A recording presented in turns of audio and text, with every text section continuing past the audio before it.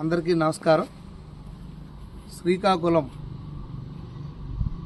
పట్టణంకు దగ్గరలో రూరల్ మండలం, శ్రీకాకుళం రూరల్ మండలం సింగుపురం గ్రామం వద్ద ఇక్కడ అత్యంత ముఖ్యమైనటువంటి నర్సింగ్ కళాశాల అవసరమైన ఉద్దేశంతో అప్పటి ప్రభుత్వం 14-19 సంవత్సరంలో దీన్ని దాదాపు 18 కోట్లతో అప్రూవల్ చేయడం జరిగింది. పనులు అప్పటి వైద్య శాఖ మంత్రులు వచ్చి ఇక్కడ వర్క్ స్టార్ట్ చేశారు. మేము 3.5 కోట్లు దాదాపు పేమెంట్ కూడా ఇచ్చాం. వర్క్ చాలా ఫాస్ట్గా జరుగుతున్న సందర్భంలో దురదృష్టవశాత్తు ప్రభుత్వం మారింది.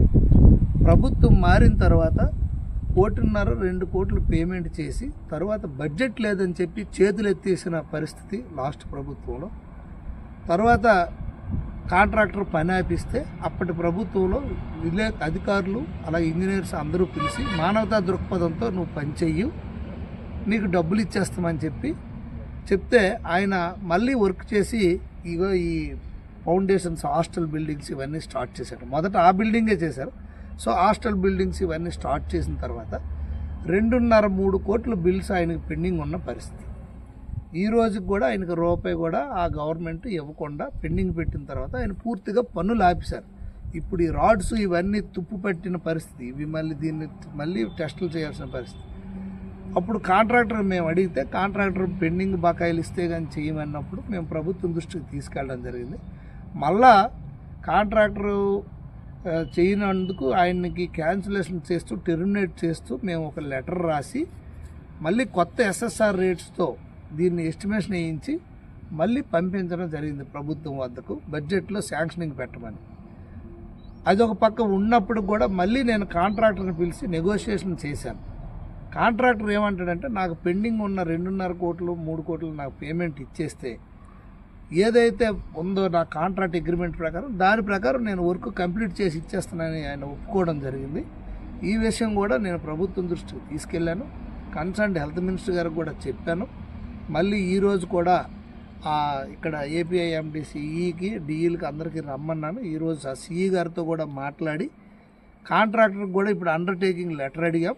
ఆయన ఇస్తామని చెప్పి ఇంకా ఇవ్వట్లేదు. ఆయన కాంట్రాక్టర్ కానీ లెటర్ ఇచ్చినట్లయితే ఆయన కాంట్రాక్టర్ని క్యాన్సిల్ చేయకుండా పెండింగ్ బిల్లుని క్లియర్ చేసేసి మేము అదే కాంట్రాక్ట్ని కంటిన్యూ చేస్తూ వీలైనంత త్వరగా ఒక 6 నెలల లోపల దీన్ని కంప్లీట్ చేయడానికి మేము చర్యలు తీసుకుంటాం. ఆల్రెడీ నేను రాష్ట్ర మంత్రివర్యులు అచ్చెన్నాయుడు గారితో మాట్లాడడం జరిగింది. అలాగే కేంద్ర మంత్రివర్యులు రామ్మోహన్ రెడ్డి గారితో కూడా ఈ విషయం మొన్న పండగ సందర్భంగా కలిసినప్పుడు చెప్పాను.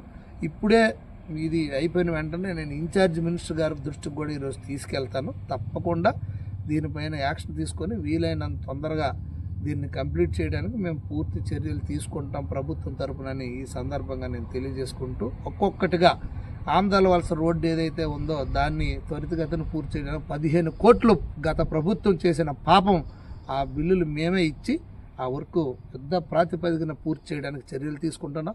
కోడిరామ్మూర్ స్టేడియం దానికి బకాయిలు పెట్టారు. ఆ టెండర్ మళ్ళీ కొత్తది పిలిచారు. దాన్ని కూడా ఆ డబ్బులు ఇచ్చి అది కూడా వర్క్ స్టార్ట్ చేస్తున్నాం. ఇంకా వందలాది మంది 5 సంవత్సరాల విద్యార్థులు చాలా మంది నష్టపోయారు. చాలా మంది విద్యార్థులు, వందలాది మంది, వేలాది మంది విద్యార్థులు ఈ 5 సంవత్సరాలు గత 5 సంవత్సరాలు నష్టపోయారు. ఇప్పుడు ఆ గవర్నమెంట్ హాస్పిటల్లో చేస్తున్నప్పటికీ అక్కడ కూడా సరైన వసతులు లేక చాలా ఇబ్బంది పడుతున్న పరిస్థితి నేను రిమ్స్కి వెళ్ళినప్పుడు కూడా నేను విన్నాను. తప్పకుండా దీనిపైన పూర్తి బాధ్యతను తీసుకొని ఇక్కడ లోకల్ ఎమ్మెల్యేగా నా బాధ్యత తీసుకొని దీన్ని వీలైనంత తొందరగా నేను కంప్లీట్ చేసి తీరుతానని ఈ సందర్భంగా నేను తెలియజేసుకుంటున్నాను. ఈ బిల్ ఎంత అయిందంత వరకు 6 కోట్లు అయింది. ఇంక 2.5 కోట్లు మీకు బిల్ పెండింగ్ ఉంది. ఏనండి మళ్ళా మీరు మాకు ఇదేమలేదు అదేమలేదు అని చెప్పలేరు కదా. టెండర్ వచ్చింది సార్.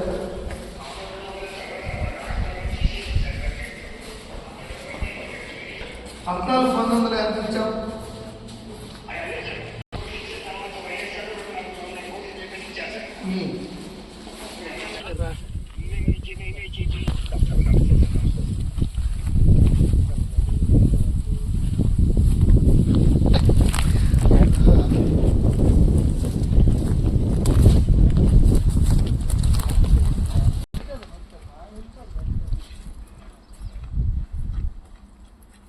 కూడా తీసావా హ్మ్.